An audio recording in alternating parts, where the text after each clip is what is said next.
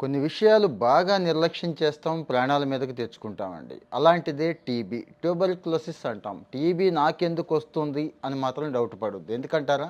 రీసెంట్‌గా నేను అబ్జర్వ్ చేస్తే నా క్లోజ్ సర్కిల్‌లోనే ఇద్దరు, ముగ్గురికి టీబీ రిపోర్ట్ అయిందండి. అసలు ఎందుకొస్తోంది టీబీ అనేది జాగ్రత్తగా రీసెర్చ్ చేస్తే చాలా విషయాలు తెలిసినాయి. కోవిడ్ టైంలో కోవిడ్‌ని పట్టించుకున్నారు. టీబీ వదిలేశారండి. అప్పటినుంచి టీబీ కేసులు విచ్చలవిడిగా వస్తున్నాయి.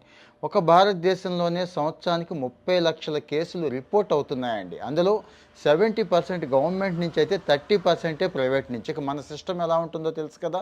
ఎక్కువ కేసులు అండర్ రిపోర్ట్ ఉంటాయి అన్నట్టు. సో ఈ టీబీ వస్తే ఏమైనా ప్రమాదం ఉందా అంటారేమో.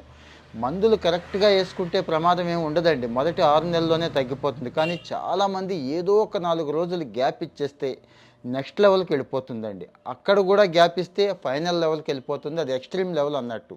ఇక ఎవడు ఏమీ చేయలేడు.